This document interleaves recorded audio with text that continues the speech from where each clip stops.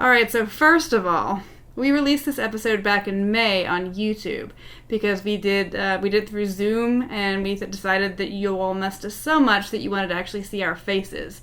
But since so many people get their podcast through aggregators and you never saw that, we're going to release this as a strictly audio episode.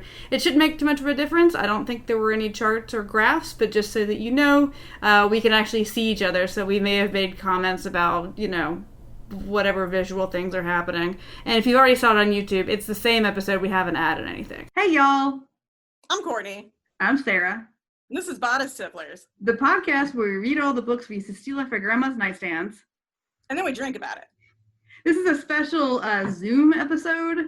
I haven't seen you since, March 14th or something? I know. It's wild. So we couldn't handle it anymore, so we're doing this. I mean, I learned how to do Zoom through my 5-year-old's kindergarten class. Yeah, so you're an expert. Yeah, I'm an expert. We should give you a little warning about the book that we read. It's called Fanta C. It's by Sandra Brown.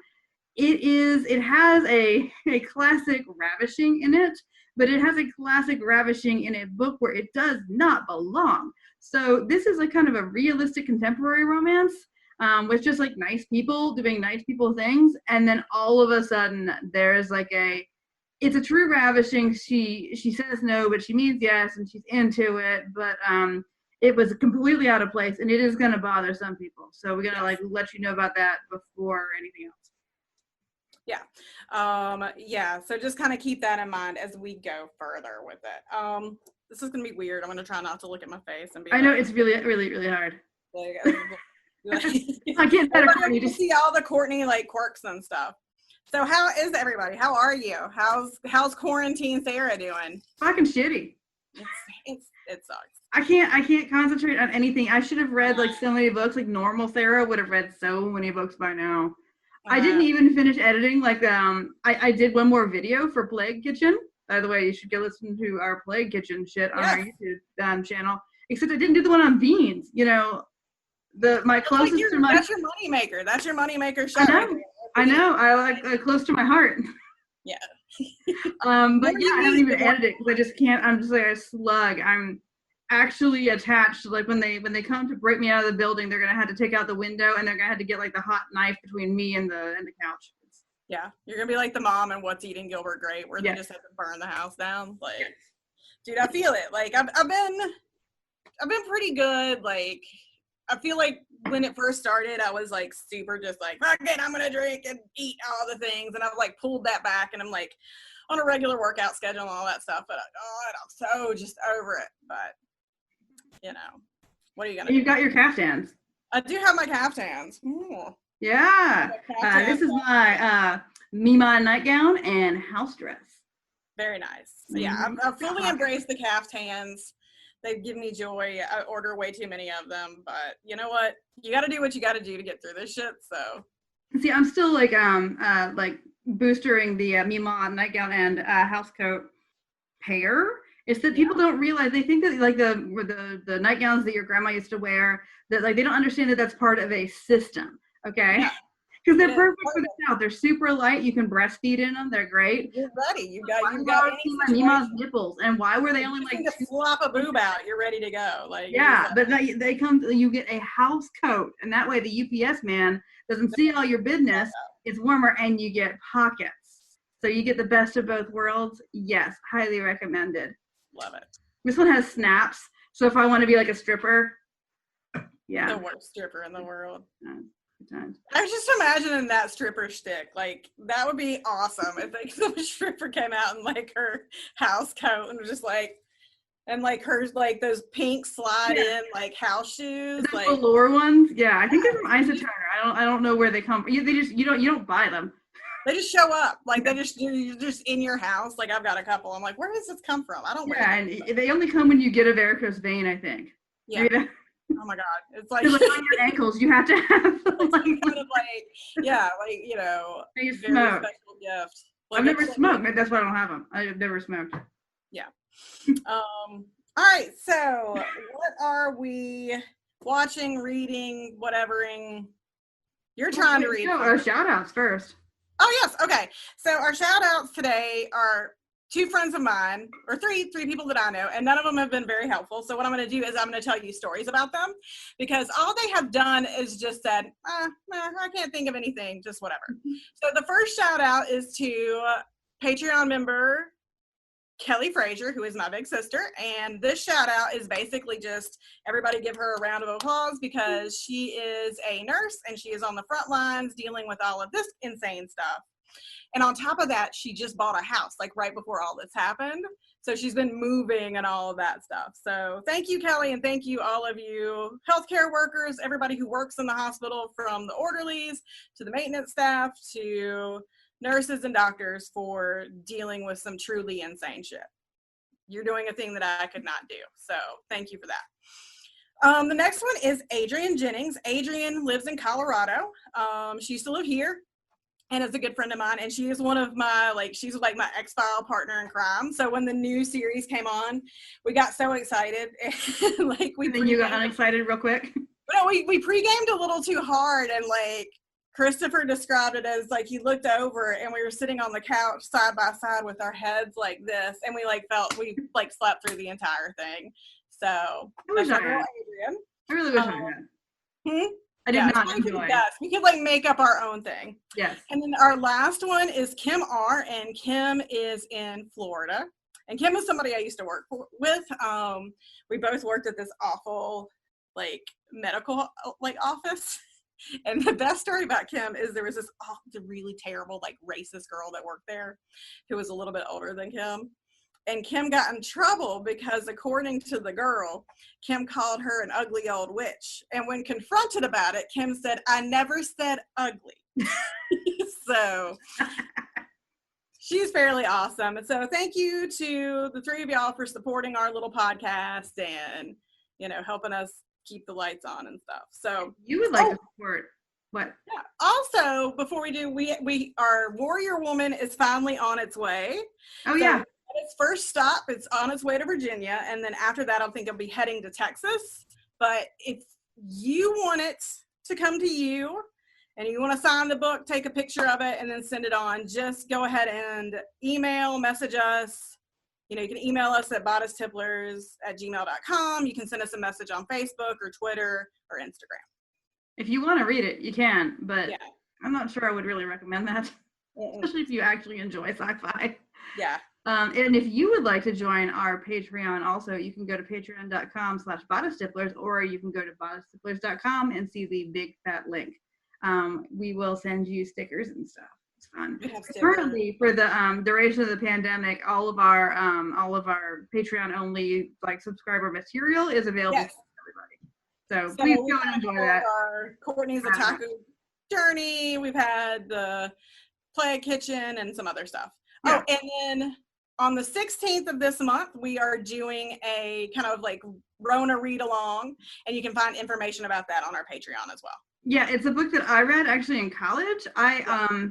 I read a lot of romances when I was a tween, and then I didn't read them again until I was in college. And when exams would get really intense, I would go to the grocery store, because you used to be able to get romance from the grocery store, and I would find the dumbest looking romance I could find, and that was my exam read.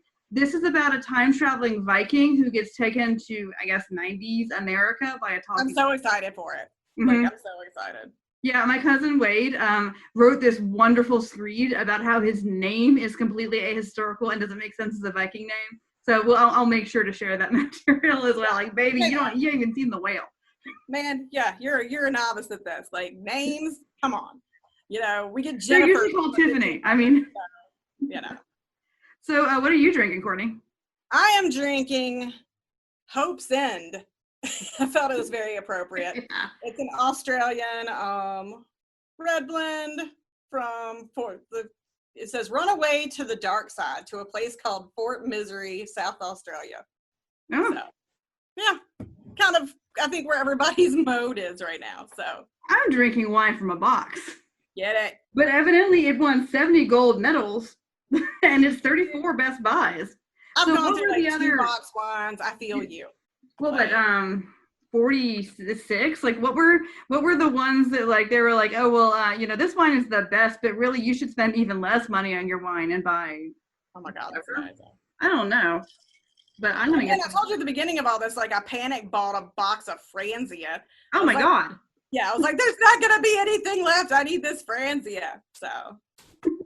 Yeah. I mean, I went crazy at Costco, but I didn't buy Franzia. Oh God, it was terrible too.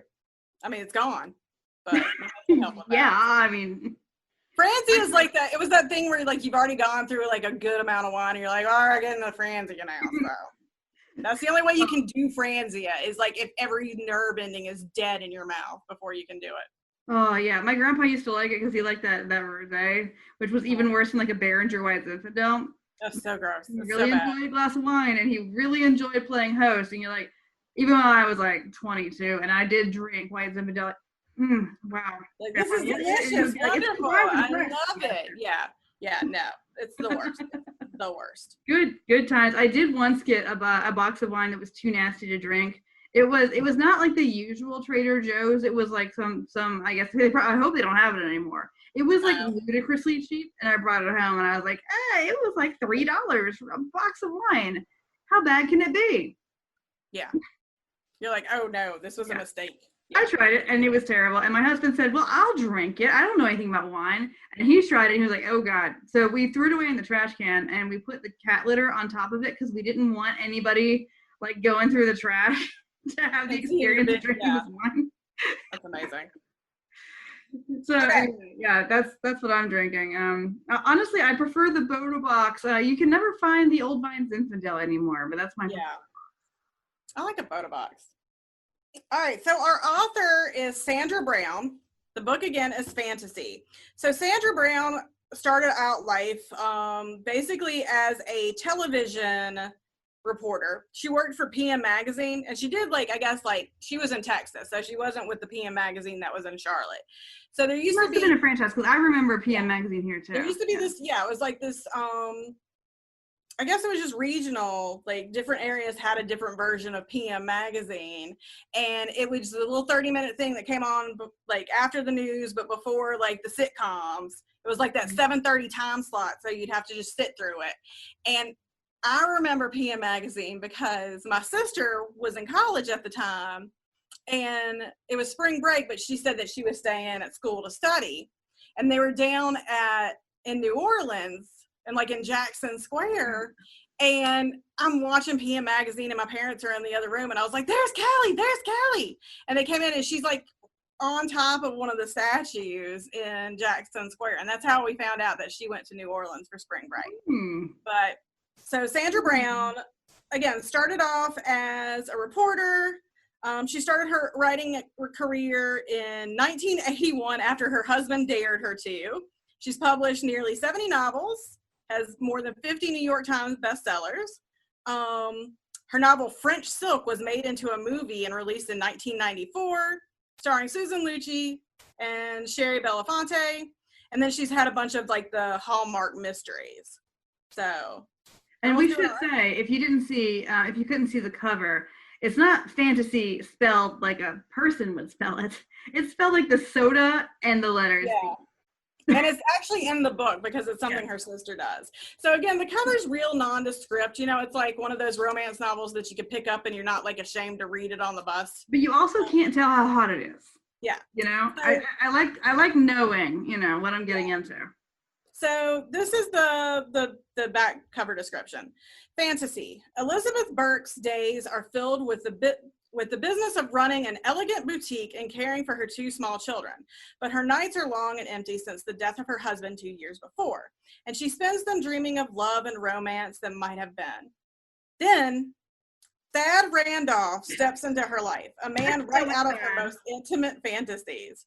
Elizabeth doesn't believe in fairy tales, and she knows all too well that happy endings only happen in books. Now she wishes she could convince herself that friendship is all she wants from Thad. But the day will come when she'll finally have to make a choice, remain forever true to her memories, or let go of the past and risk loving once more. I apologize to any of our listeners named Thad. Nobody's named them. Well, I guess maybe if you're a Thaddeus, I don't know. I was going to say, I've been reading The Impeachers, and Thaddeus Stevens is all up in that. I feel like if you're named Thaddeus, then you just go full board. Like, you just Thaddeus. Like, that's badass. Thad is not. Like, right. Yeah, exactly. I kind of think that Theo is kind of the same thing. Yeah, or you could be I don't know. Well, I guess that's a Theodore. Yeah. But yeah, Thad almost has to be Thaddeus. Yeah. Ugh. Okay. Lord.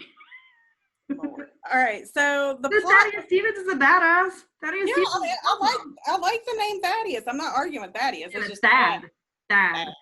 Sounds like a mistake. Oh my god. I'm so sorry, any Thads, but your mother should have thought more about that. If we have any listeners named Thad, then I want you to like contact us because I need to know. I will find you a little personalized license plate and send it. Yeah. To you. Okay, so this book. So the book starts off, Elizabeth runs this like fancy lady boutique that is in the lobby of this like bougie ass hotel. Like it's a super fancy hotel. It sounds like, okay, it's fascinating because like it's almost all men who seem to shop there. It's like fancy chocolates and potpourri and like fancy underpants. Yeah.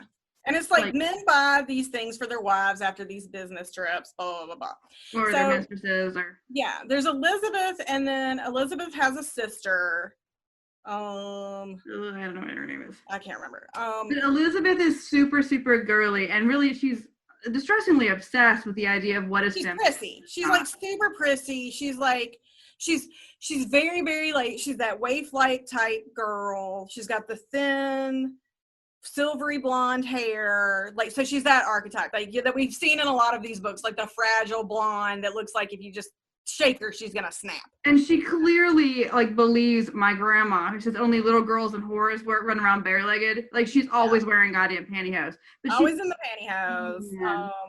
And it says that she wears petticoats, but clearly they're those rayon fucking flips. Yeah. All right, so she runs this business. Her sister, like, for everything that Elizabeth is prissy and, like, soft-spoken and cares about what people think of her, her sister don't give a fuck. So her sister is the other end of it. Like, her sister is, like, in, like, leather suits and, you know, high boots. Like, Elizabeth thinks of her as a feminist, and she's, like, as a bad word, clearly. Like, it's obviously a slur. Like, she was a feminist. Yeah, and so her sister is a physical therapist. We found that out. And then, and again, her sister is one of those that like is always trying to push her out of her comfort zone and that kind of stuff. Her sister got her, the name of the shop is Fantasy, and her sister got her this license plate that's Fanta C. As Fantasy is taken.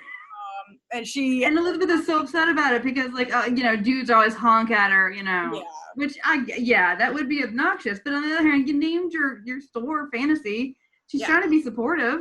And so Elizabeth is like, again, on the outside, super prim, proper, whatever. But the girl is always like having super horny daydreams. And the book gets into these daydreams.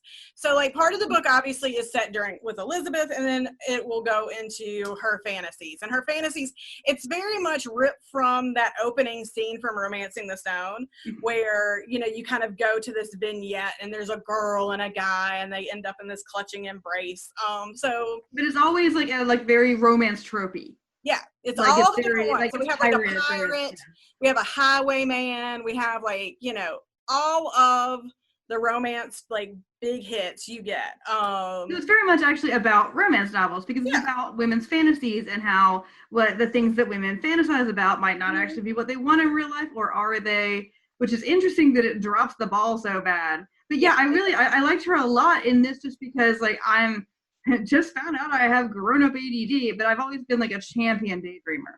So like she's always like zoning out like in her own little like pirate fucking fantasy. And somebody will walk into the show, like into the store, like, ma'am, are you open? Yeah, exactly. I love that too. Okay, so like that's her, like, she's always daydreaming. So she's got 2 young kids, Megan and Matt. And then behind her, she has this really cute, like, so she's got this hot neighbor that she's like checked out from afar. He's like a silver fox. And her sister's like, get on it. And she's like, I'm a widow. I can't. So she comes home and she finds that the kitten that she just got her children was stuck up a tree. So she climbs up the tree. The best part is like she throws the cat down to the little girl, and the little girl's like, I'll catch her, and like the cat just drops and like runs off. And I was like, that's pretty cute. And then she's stuck up the tree. She can't get out of the tree because again her petticoat Yeah. I bet it was cut to length. Remember how they used to have like 5 lengths and you could cut it? Oh my God. So yeah, I bet that's she's like stuck up there, and the kids get the neighbor, Thad, to come help. And they have a very, very meet cute.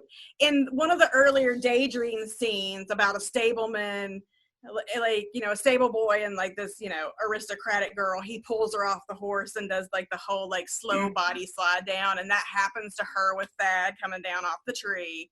It's very cute. And like, we should point out that actually all of her fantasies do have this ravishing element. Yes. Like yes. In every single one of them, there is that very vintage romance. Yeah. Yes element.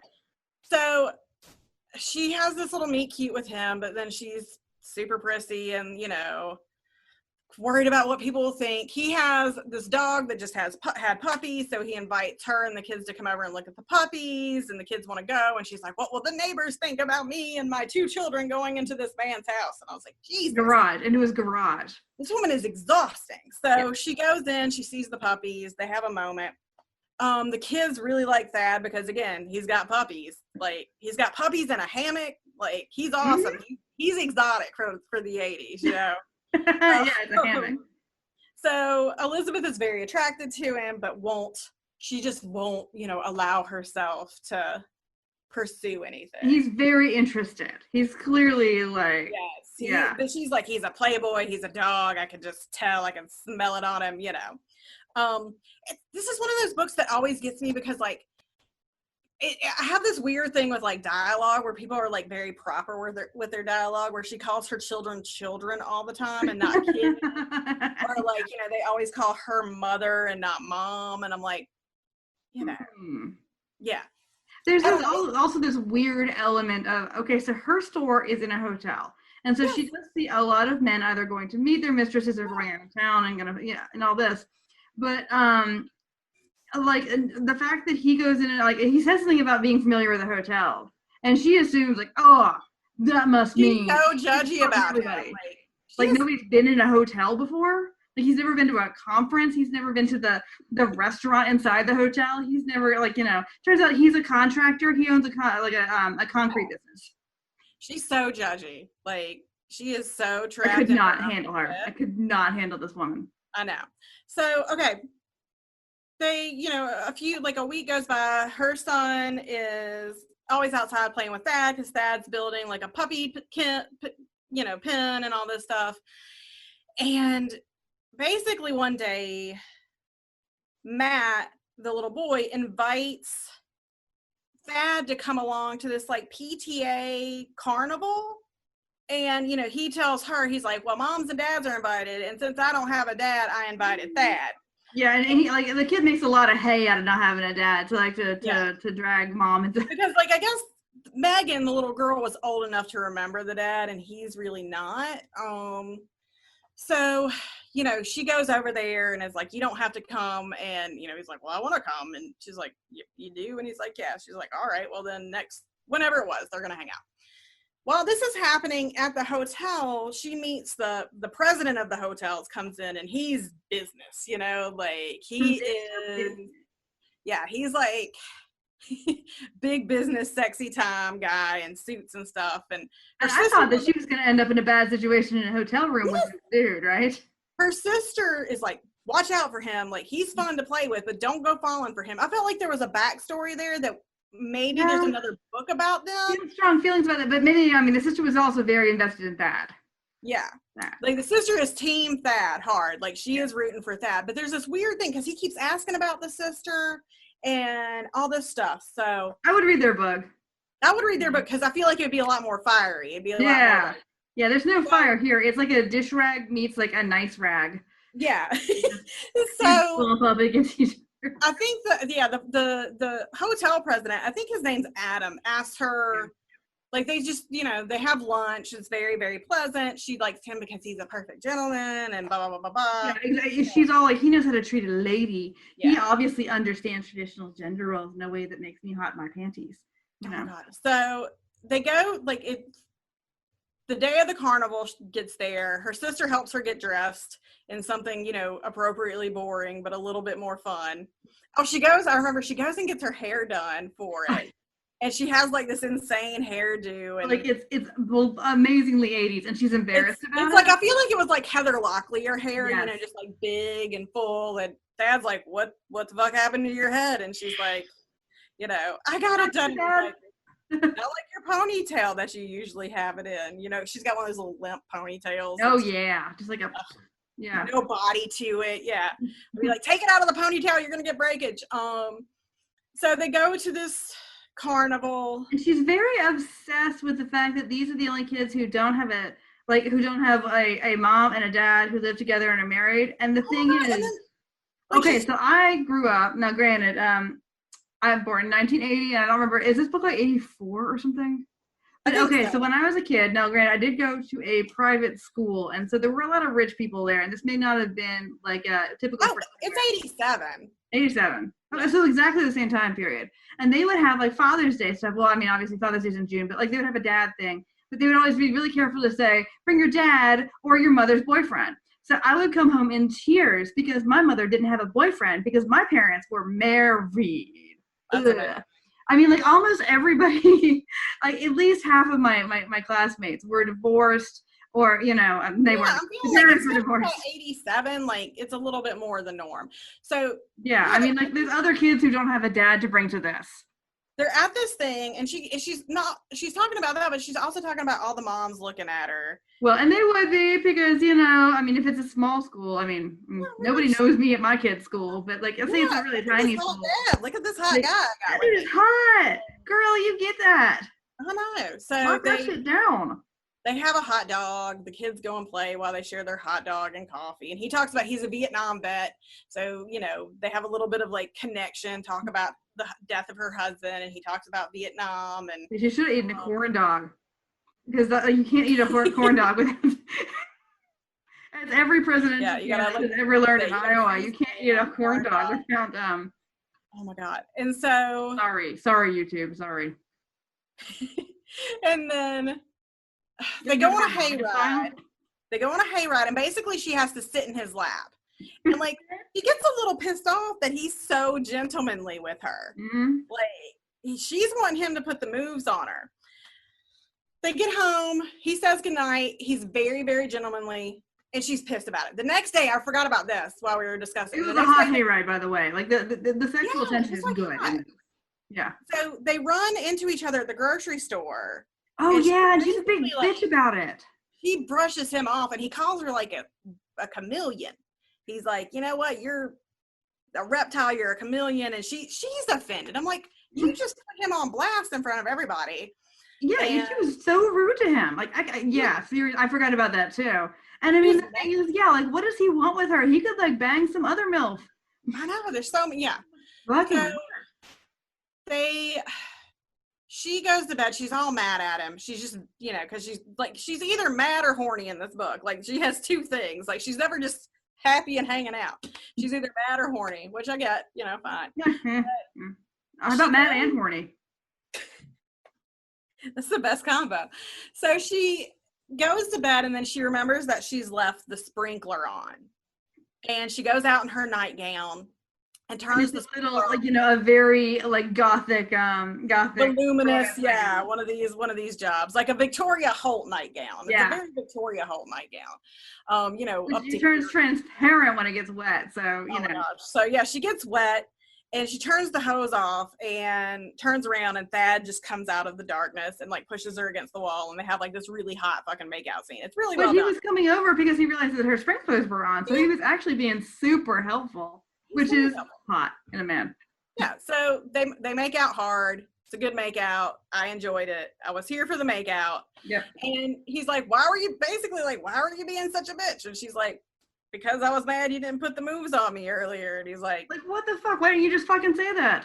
And he's like, I can't. Yeah. He's like, I'm sorry I called you a chameleon. Like, he's very apologetic. Like, he's a great dude. He's a great dude. So things are trucking along with him. She really likes him. But then the CEO of the hotels asks her to dinner. And again, he's fancy. So she agrees to it. And it's a Saturday night. She's going to go out with him. And her sister can't babysit because she already has a pre-existing plan. She says. Now maybe it's just that she doesn't like this Adam dude. Who knows? Yeah. So she asks Thad to come over and babysit. Which is a dick move. I mean, that's some big ball. Like, she's got a set of balls on her. She asked Thad to come and babysit so she can go on this other date when 2 days earlier, he's sucking on her boobs up against the wall. Like, all right. So Thad comes and does it, but is pissed the fuck off about it. So, we go on this date, and it's been set up very much because, again, the sister keeps warning about him and all this stuff, and, like, you feel like something bad is going to happen because they have this nice date, but then he invites her up to his hotel room. And it cuts to black. And you get back to, like, it goes to where she comes back home, and Thad's sitting in the house in the dark, drunk off her liquor. Okay, no, this is 80s fucking drunk. I mean, by which I mean, he had, like, that much fucking whiskey, and he got, like, in 80s romances, like, they're very weird about booze. And so you can have 2 Coors Lights and drive into a tree like in Palomino. Or you can have that much whiskey and be a completely different human, like in this book. I don't know. It's a very strange alcohol in these books. Okay, so she comes in, he starts basically, like, coming at her, shaming her. She's like, you need to go. She's like, get out of my house. And she goes upstairs and she's getting ready for bed and she hears somebody and she thinks it's her little girl because, you know, her little girl and her little boy live in the fucking house. It's Thad. And, like, he's in her bedroom. And then the most upsetting scene takes place where basically he, again, we'll call it a ravishing because in the end she wants it, but, like, and it's very quick that she does decide she wants it. It does not take long. No, but she's like, you need to go. Like, you felt like she was really scared. And she's using her word, I mean, like, like in a thing like The Bride, like, she was saying, you need to go now. I do not want you to do this. And he was not listening to her. She's like, but she was into it extremely quickly. So it was clearly intended to be this fantasy ravishing thing. And so it's like a horror movie to me where you have these fantasies about something and it comes true and it's terrible. But then also, like, he's like, before, you know, he's like, I can't fuck you if you fucked Adam. Like, yeah, and then you find out, like, Adam's just basically showing her his, like, hotel models. Like, Adam's the best dude in this book. Like, yeah, Adam was literally like, come up to my room and see my hotel models, and she was like, okay. And then hotel models. And then it's like, hey, I've got hotel models. He wanted to give her a business opportunity. He wanted to, like, see if she wanted to franchise, or not franchise, if she wanted to expand her business into more of his hotels, because I guess he thinks that potpourri is real classy. Yeah, he's like offering her business opportunities and stuff. And so, like, this scene happens where it's very sexually aggressive, and not in a, like, ooh, fun way, but in a really, like, I can smell the alcohol on his breath. He's pushing me onto the bed, and then bam, I switch over and I want to do it with him. And I'm like, I couldn't even read the sex scene because I was like, this is so upsetting. Like, I just kind of, like, I did read the sex scene and did eventually find it hot. Okay. But with the caveat that, of course, it was incredibly reprehensible. It had no place in this fucking book. The later one, well, we have to talk about the hammock sex because I don't believe that hammock sex is it possible. No, because I have been in many hammocks in my life. Okay. So, yeah, we flash. They have sex. They have this weird, awful, like, non-consensual, consensual sex. And then later, you know, he's like, oh, I wish I could stay. And she's like, well, you can't because I got kids. And he's like, okay. And he leaves. And she's like, well, I'll walk you home. And they do it in the hammock. Now, okay, hammock sex. I think that hammock sex will work if lady is laying down and you use the hammock as a sex swing, essentially. 2 people in a hammock, this while balancing in a hammock. Yeah, I was like, I call bullshit. One of those old-fashioned rope hammocks with, like, the wooden spreader bars, right? It's not like your modern, I'm a hammock back. Not the cocoon hammocks, not these things. No, like, it's ropes. And for one thing, you know, you're going to get that all over your back. Yeah. And yeah, you're going to flip it because those things were so easy to flip. Yeah. I was like, you got two grown-ass people now. Yeah, she probably only weighs 90 goddamn pounds, but still, like, they're gonna be, woo, like, yeah. So, and then after they, like, as they're hanging out in the hammock, she says the phrasing to him, so what got you so pissed off that you got drunk and almost raped me? As, like, pillow talk. I was like, what is happening? So Sandra Brown, we have questions. And then he's like, oh, I didn't hurt you, did I? You know, like, she's trying to, like, hey, that's not the question. Yeah, but, like, she's trying to, like, cover it after the fact to be like, oh, it's okay, it was really consensual. Like, and we'll talk about it more when we get to questions about this scene. There's so much to unpack here. So everything's going fine. He comes over for breakfast the next morning, and in the midst of breakfast with two kids, you know, papers get knocked over, and we didn't tell about did we say that her she's actually been writing down her fantasies for her sister to send in. So her sister had all these pages and pages of handwriting, and when she started, she was throwing away and burning them and stuff. But now she's thinking, because I mean, like, hey, it's money, right? Yeah. So her sister's like, it's basically like the girl version of Penthouse Forum, where she writes these fantasies down, and, like, for everyone that gets chosen, she gets like $250. So she's been writing them. So in the midst of all this insane, like, breakfast stuff, another question, why are these out when she's got two kids? Can they both not read? Well, I got the impression they were up on a high, like maybe on top of the fridge. Yeah. So the papers come falling down, and she realizes that Thad has read at least some of these. So and this is where I would crawl into a hole and die. So she completely, I get this, loses her shit and says that, like, he's been doing this all along. There was an earlier scene where he had the flu and she had to take care of him, and she thinks that he faked the flu. And it was later because she kind of hated his guts, but she wanted to make sure he wasn't dead. Yeah, she just goes, she goes in on him, and he's trying to explain, and she's doing that thing where, like, the romance novel thing of, like, not letting someone explain a thing. And then, like, she slaps him and, like, kicks him out of the house. She slaps him. Yeah. And so, like, for the next 2 weeks, she's just, you know, surly duck, yelling at everybody, yelling at her kids, yelling at her sister, like, just everyone. And finally, her sister has kind of a come to Jesus with her. She finds out that her writing got accepted. So she has, like, a $500, you know, check, and she has some champagne, and her sister's like, you're happy, but you don't seem that happy. And she's like, well, I think I blew it with that. And her sister's like, I'll take these kids with me. Go bang it out with him. And so she goes over. That is your, like, that's your ride or die bitch there. Yeah. You know, I'm going to babysit while you go get fucked. That's your, yeah. Yeah. So she goes and like that. Puts on this, like, sexy outfit that he bought her earlier. And this is apropos, like, of nothing. It's just hot. Yeah, she, like, goes over to his place in a trench coat and, like, is gonna make his fantasies come true. And you find out, like, the other thing with the fantasy was that he was being very, and again, it's still not acceptable, he was being very rapey because that's what she wrote about.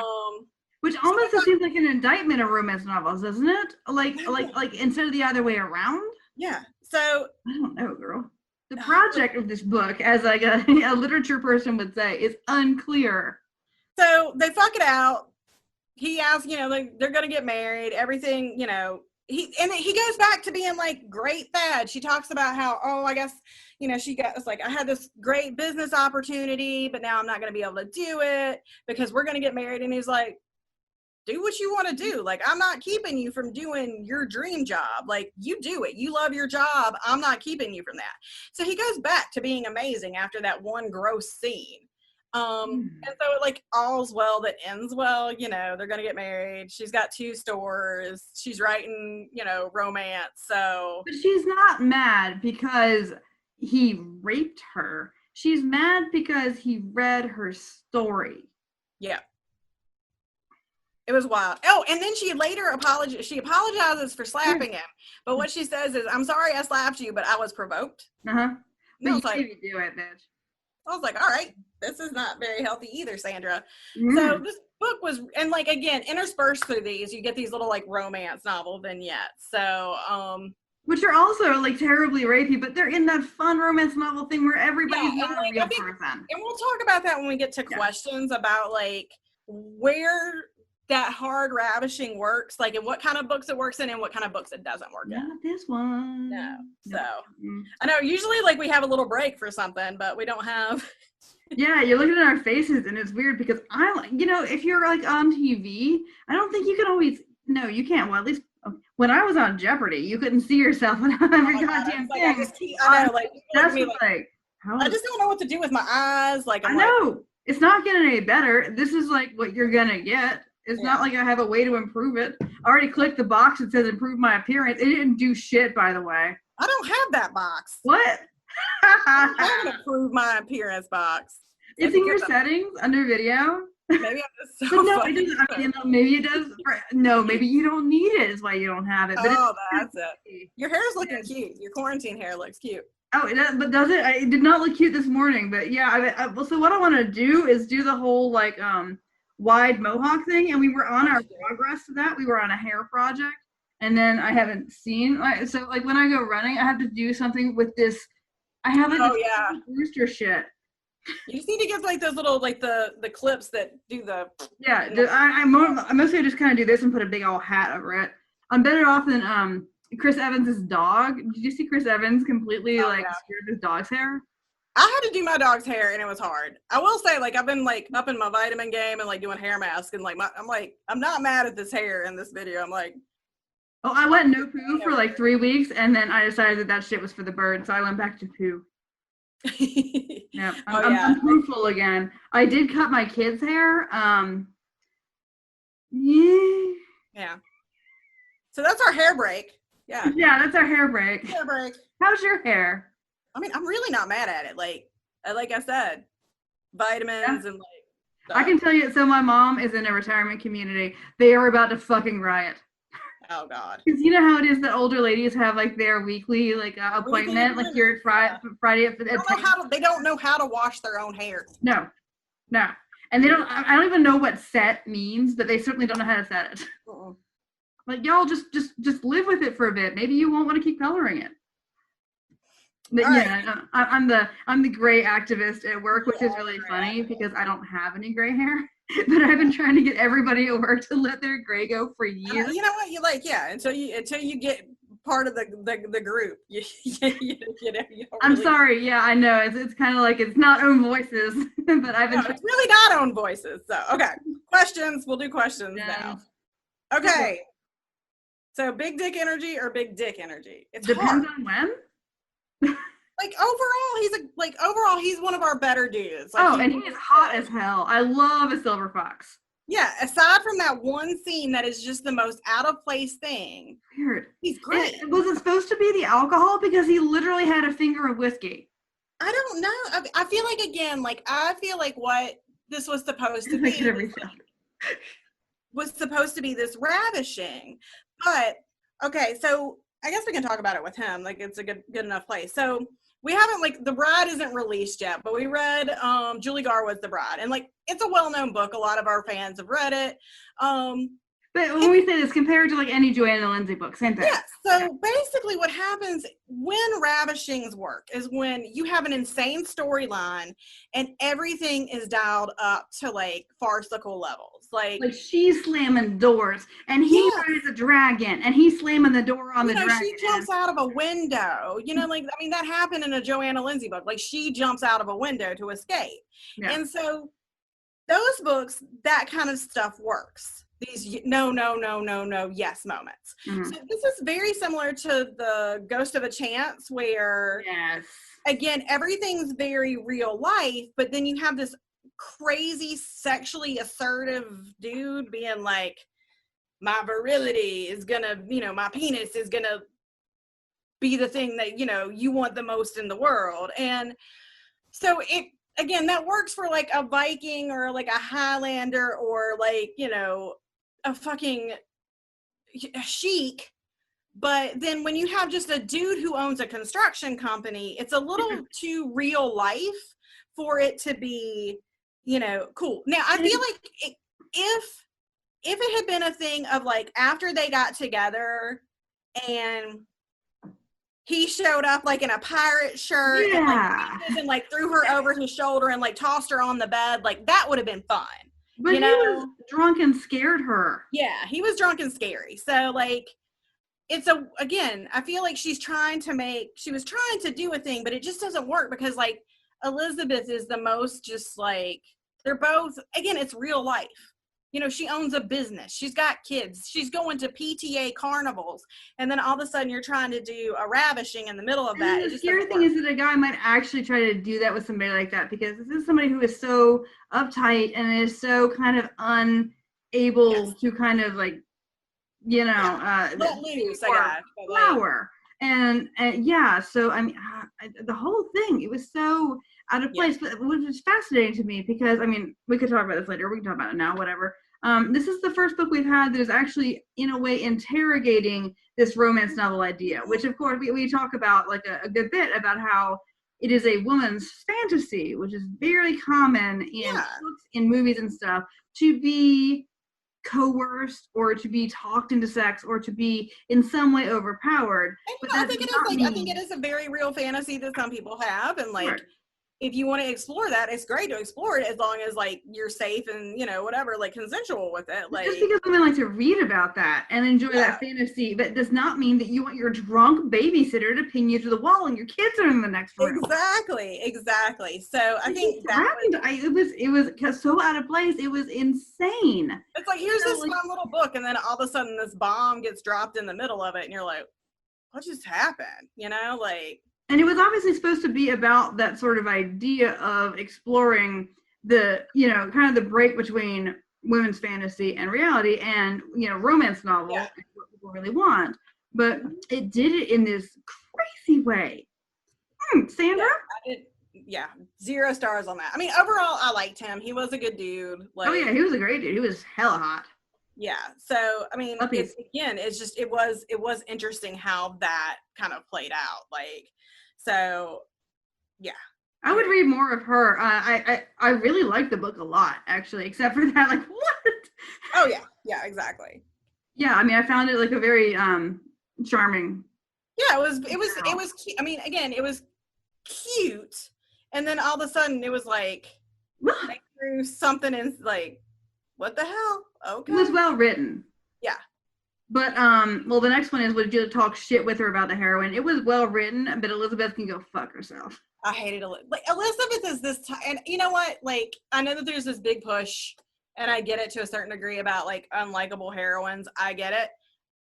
There's a certain type of woman that I don't like. I'm gonna tend towards, like, the unlikable in that they're louder, brasher, like. Right. Too much. Women who are too much are my girls. This woman is too little. God, she was so boring. And like, again, it was that weird formal way that she had of like talking and being with her kids and like trying to break them out of the disgusting habit of licking spoons and like. I had forgotten about that grocery store scene, but that really bothered me. Yeah, so what happened is she saw him in the grocery store, like, and then she ran into one of the other PTA ladies in the grocery store. He said, and then like she just totally. Something completely innocuous, I'm sure. It was like, oh, I saw you with the young man the other night. Yeah, she's with him. Like, he's like, I'll help you. I'll carry your stuff. And then like, she's like, no, you can go fuck yourself. Yeah, it was. Yeah, I did not really apologize for it. She apologizes for like seeming like a two-faced bitch, but she doesn't apologize for, wow, that was incredibly rude of me. I am so sorry. A person should never treat another person like that. Especially for somebody who's supposed to be all like, you know, super prissy and like, you know, blah, blah, blah, worry about etiquette and this kind of stuff. Like, and I hated how she was like, well, for one thing, that she talked about feminism as a terrible, like, awful thing. But her idea of what is feminine was so boring. Her idea of what is feminine is like, like sandal toe, control top pantyhose, all right? Like, you know, she wears that. And everybody our age is remembering going to the store with their mothers and you put your hand in the pantyhose sock, and they never had anything my color because they don't make anything in just nothing. Oh, you know she was wearing the white pantyhose too. The white. Oh no, the nurse pantyhose? Yes. No. Well, I hope that she was, because the alternative would have been the Hooters girls tan pantyhose, and that's not good either. Can't believe they're still having to wear that. It's crazy. Oh yeah, I know. Free the Hooters girls. Yeah. Let them just be in shorts. Yeah. I mean, although, we got one of those restaurants downtown, Twin Peaks. I've not been in it, but when they were hiring, the hiring notice was extremely hilarious. But I technically fit in what they were asking for, and so me and my friends considered going down, and we should have gone down. You get free tanning, and we were gonna walk in like, what? What? I have not shaved my legs since Donald Trump became president. This is your you need to put that now it's a personality trait. I know. It's like a point of pride. But like I would have been like, what do you think? I'm wearing leggings. I can't get it up. Hi, there you go. You can't even see it. But the best part is he sort of froze there for a second, so it was like just leg and face. So enjoyable. My glorious leg hair, which isn't even. I mean, I'm obviously not somebody who grows like really obvious leg hair because I don't grow really anything. I feel like you should do an episode about your leg hair because it is your point of pride. It really is. Yeah, well, so you have to have something. I guess so. Okay, Bechdel to bitch. I like the sister. The sister. I mean, I'm not sure. I'm sure they talked about stuff that they did because they talked about her fantasy stuff to the the writing. It's interesting. It's interesting because her relationship with her sister is great. It's very real. They fight like sisters do. They're supportive of each other. I mean, mainly it's her sister kind of supporting her. We don't see a lot of Elizabeth big surprise. Elizabeth, other than her being like, "Hey, you're a whore," kind of thing. But like her sister is like supportive of her business, trying to get her to write. Her sister is the one that is like her biggest cheerleader when she finds out about the expansion. Because at first Elizabeth's like, I don't want to do it. She's like, it's going to be too much money. And she's, the sister's like, well, that guy said that he would like help you with the loans. She's like, don't, her sister's really pushing her, and they don't just talk about boys. It's not like just talking about that. So their relationship is great. And it is one of the, I think the earliest books. I mean, the Nora Roberts one with the sister-in-law. Yeah, that was early. That was early 80s. Yeah. So it is an early book to have like a really good female friendship. We're still in the heyday of like blonde hair versus black hair fighting. I do kind of feel that the earlier ones are going to have sisters, not like just friends. Because I think we're more able to imagine sisters as being allies. So like as awesome as the sisters are, her crazy like just adherence to, societal norms or what she perceives to be societal norms, like. But I guess that's like part of it because like she eventually evolves and grows from it. She stops caring about what people think about. With this idea of what a young widow can do and what a young widow cannot do. And I mean, I've never been a young widow in the 80s. I don't know, but like 1880s. I know. I mean, like what? She acts like Netherford Hall has been let at last. Yeah, but at the end of it, like she's celebrating writing smut and getting paid for it. She's expanding her business, and her business is basically feminine things in a man's world that gets expanded. It's not. I'm happy with her having a business that is a very feminine business. And it's funny to me that all of her customers are men. Yeah, like she's not having to compromise her femininity to do it, or what her perceptions of femininity are. Like she doesn't have to change herself to like fit into this man's world. So, I mean, it is a fairly, and again, like with the romance novel stuff, like talking about women's fantasies and the things that women think about, like it's very forward thinking. But again, that scene, like we're always going to come back to that crazy scene. So. Yeah. I feel like it's on the better end of if you can just skip 5 pages. Yes. Like on the whole, I like this book a lot. Yeah, I did too. Like, what the fuck? Yeah. Oh my gosh. I guess like long before you did. So like you got texts like, what the, and you're like, what is that about? That's gonna be interesting when I get to that. And then like, And I guess we should have saved, we have the When It Comes to Consent is the book more Robin Thicke or Marvin Gaye. And I feel like we kind of covered it, Yeah.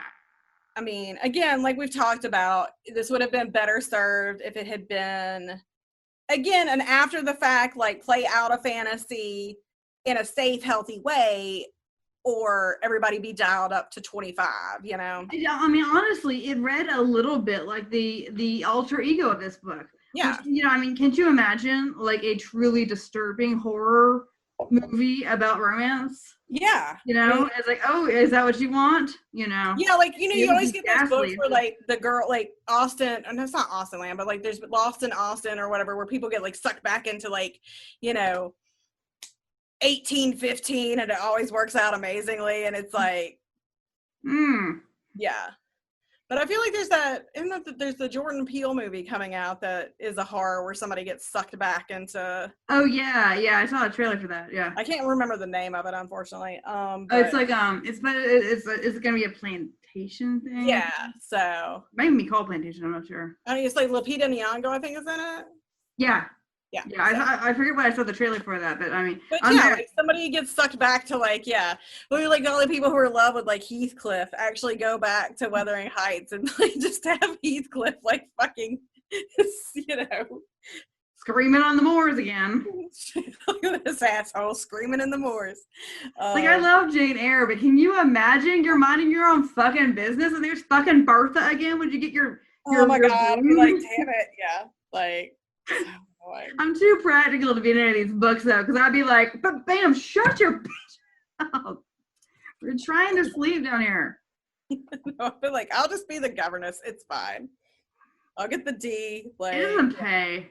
It does not pay, and you age out of it, and there's no retirement. Well, I just mean, like, I'd be the governess, but I'd be like, yeah. I mean, but I guess, like, at the same time, I'm not going to get anything. Like, you know, he's not going to buy You don't lock that shit down, and if they come in and say, guess he was married before, I'd be like, fucking prove it.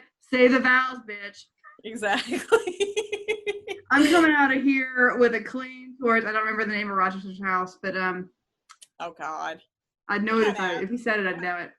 Yeah, that's because as a young woman, I had an unreasonable lust for Edward Rochester. As an adult, I still enjoy Jane Eyre very much, but I understand the problems with that. Well, now you just want to fuck Rochester. Like, you don't want to be with him. It's just like, fucking go off to fucking India with that other guy. Like, I don't want to. But you know he can't. He doesn't go downtown for one thing. No, he does not. I don't know. No. No, I mean, he doesn't. Edward St. Clair or whatever his name is. I don't know, but I could see Rochester being a little jackhammery and thinking like that it's amazing. Like, it could be like the guy and be, you know. True. And, you know, I think that we're perhaps projecting our idea of the perfect Rochester and not the actual Rochester. Exactly. Mm. All right, next question. You're reading. It's different, like looking at my face when I'm like, oh, yeah. I would like to do things with this physical, you know, this fictional character. Yeah, how badly are you judging your mom off for reading this book?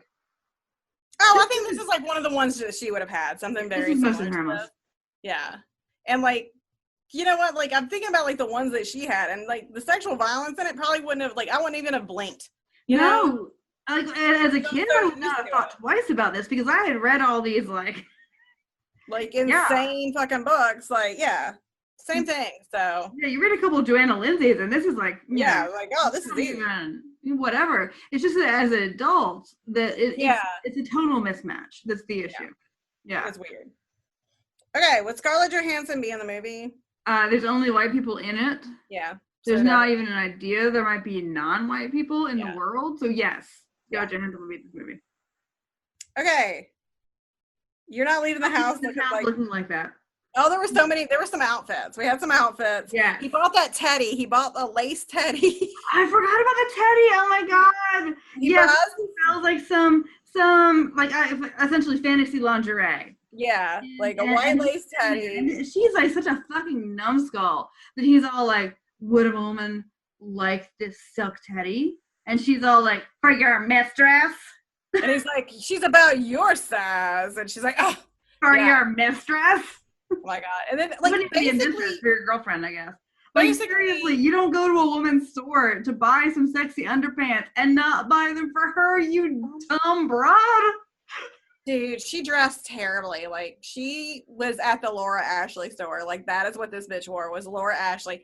Those fucking lace collars, like Like I used to wear, she dressed like I dressed for church as a 7-year-old, but as a 37-year-old. Or like on picture day, my mom would make me wear those fucking dresses, and I was like, I want to wear something cool with like the square collars and like the lace around them, and the sailor thing. Like I was like, I want to wear my cool sweatshirt that like hangs off one side. No, I had to dress like. And those socks that you had to fold the socks down, and they had the lace around them, which you would wear with your and you were not allowed to wear, so you had those patent leather shoes, and they had a strap, and the strap could go behind the heel or, around your Mary foot. Jane's, your saddle shoes, your Mary Jane. I had those. I had these like patent leather, they were on like flat pumps. And, it's not a thing, but like flats that were like, they had a low vamp. And, but like you weren't allowed to wear them without the strap until you were a more mature child.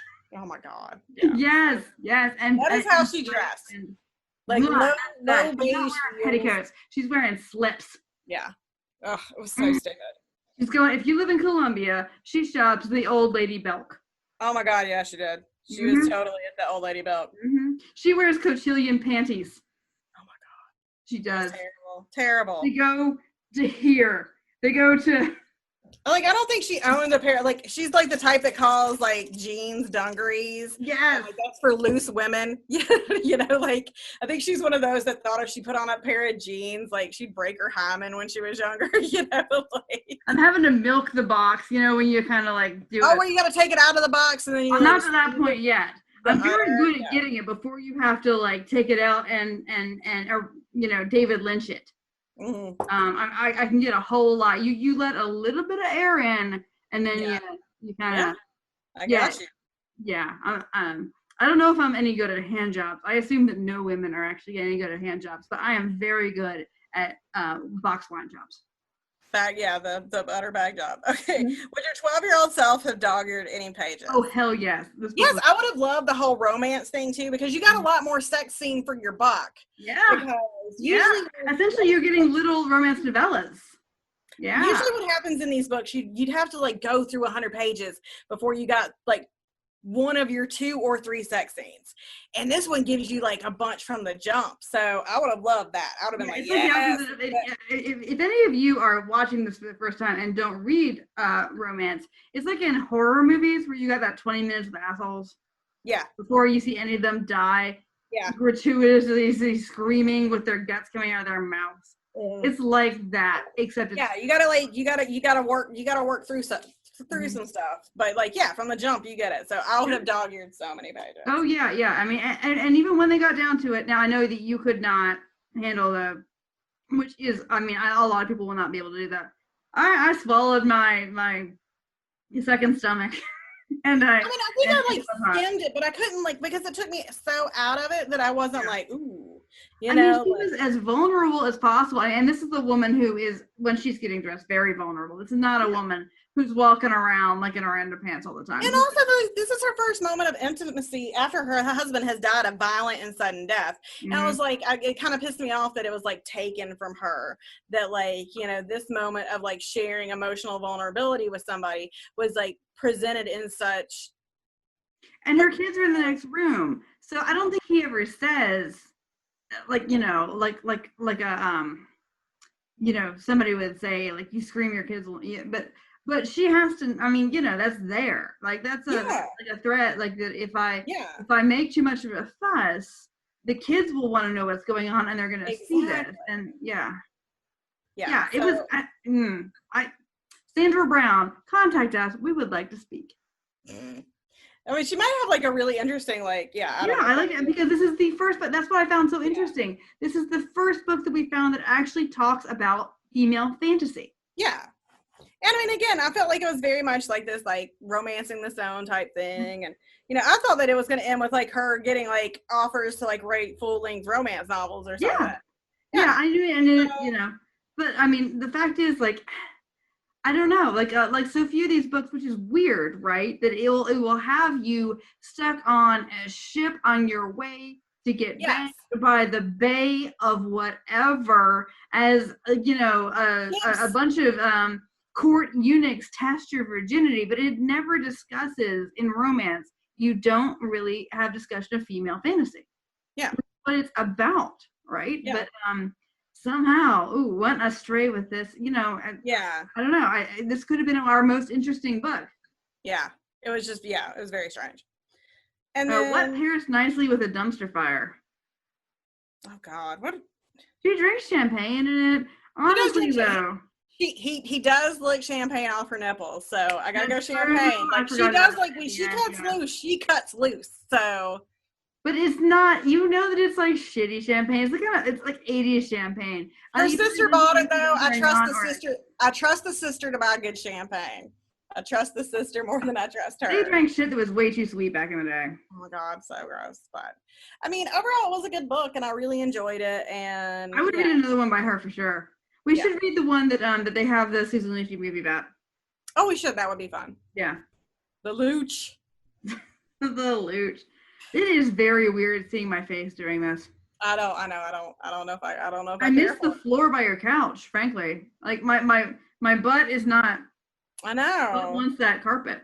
It's like you don't have the numbness. Yeah. I know you better not be my groove, my butt groove. Oh my God. You're not. I know you're not because I know. No, I'm on the other side. So because the lighting was weird. Again, I keep just like looking at like, God. How do I look?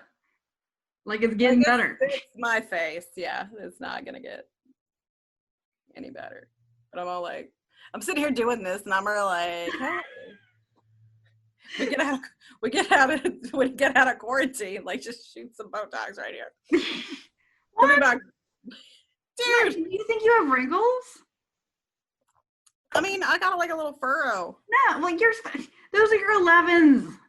They're your what? You work in a library. You get those from like the fuck did you just do? No, that's professional. No, it's just funny because I'm always like. Do you really want that to not move, and then you just Nicole Kidman through life? Is that what you want? Yes. If I could have Nicole Kidman's life, like we don't shame anybody for their choices, and unless they're hurting other people. No, so, I'm just thinking about those that photo shoot of her walking out of her attorney's office after she divorced Tom Cruise and how ecstatic she looked. I'm just saying she couldn't look that way now. Oh, again, you don't want to go too. I mean, like you should. If you want to get like a thing, get a thing, but you should not go such that your face. Well, they do basically little micro doses. Like it's not like that the would big be one thing. Yeah, no. You can tell when people can't feel a feeling. No, they do like little, almost like half doses where you just like fill it out. It's not, yeah. Use my eyes moving. Feeling all kind of feeling like, oh my God, these two bitches, this is the worst. So yeah, we will be sending out our invitation to do our book read along. I know a couple people actually like have copies. I was like, it's just gonna be me and Sarah talking about this book. That'll be okay. Yeah, it will be. It'll be okay. But yeah, like I would love to get Cousin Wade. Like to come and actually live give his. Oh my God, I would. I think it would be really fun to have like a dude do it, like just to get a dude first time. Exactly like me. But he talks in this very South Georgia accent, and you can only understand maybe 2 out of every 3 words. Maybe. Oh, good. No, but yeah, hopefully we'll get some good participation, and it'll be something fun to do. Again, this book is okay. Now I have not read it since I read it, but it should be a blast. I don't think there's some another like, and again, we need to read some of hers because I remember reading hers.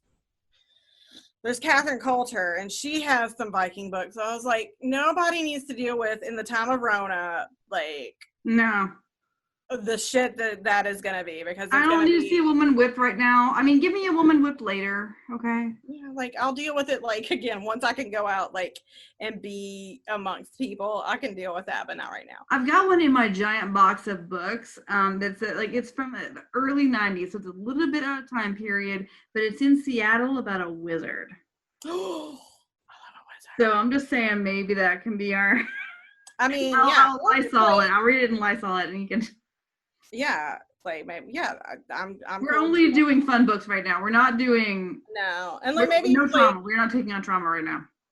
Maybe if this our little Rona reader long works, maybe that we can do another one. But yeah, this has been our very special weird. God, I don't know how distracting I have been. Like, this is what we look like. This is our faces. Best it gets. Well, I mean, I don't know about best Courtney gets. I have the little click box that says "Make me look better." I'm very upset about not having this click box. You know that No, I tried it both ways. Trust me, I looked at it and it was like it just gave up. It was like, well, that's your face, bitch. And I'm like, I know. I'm the one that's more like concerned about that shit. So I'm pissed off that you got the box, and I'm just like, this is it. Like, so. No, I mean, actually, the funny thing is I actually look better in Zoom than I do on my YouTube videos, where I look like a sad fat lady who is really depressed, which, yes, but you didn't have to show that. So when I did that, when I did my